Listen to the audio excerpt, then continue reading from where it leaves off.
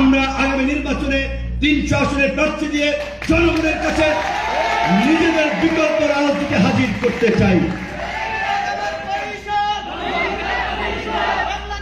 বন্ধুগণ, আমরা হিসাব নিকাশ করে দেখেছি যে এখন বাংলাদেশের যে রাজনৈতিক কালচার, যে রাজনৈতিক সংস্কৃতি, অনেক ক্ষেত্রে যেই লঙ্কায় যায় সেই রাবণ হয়।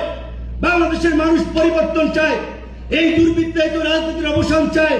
কিন্তু আপনারা লক্ষ্য করেন, আপনারা বলেন 5ই আগস্টের পরে হাসিনা এবং তার লেসপেন্সাররা পালিয়ে গেছে। আমরা বলেছি ফ্যাসিবাদের পতন হয়েছে, কিন্তু মানুষের দুর্ভোগ কি কমেছে? এই যে পাড়া মহল্লায়, হাট বাজার, শিল্প নগরী, ব্যবসা প্রতিষ্ঠান সমিতি, বিভিন্ন জায়গায় চাঁদাবাজি, দখলবাজি কোনো কিছু বন্ধ হয় নাই। সরকারি প্রশাসন এখন অনেক ক্ষেত্রে অনেক রাজনৈতিক কর্মীদের কাছে অসহায় হয়ে যাচ্ছে। এইভাবে তো একটা দেশ চলতে পারে না। এই জন্য তো এতগুলো মানুষ লড়াই সংগ্রাম করে নাই।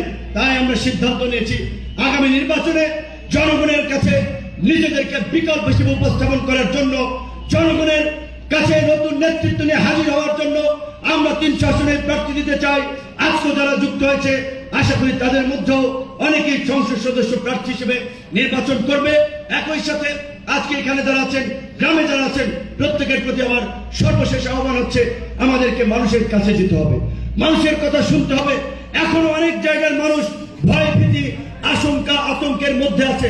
হাসিনার আমলে কারোর সাথে কম্প্রোমাইজ করে নাই, মাথা নত করে নাই, এখনো মাথা নত করার প্রশ্নই উঠে না।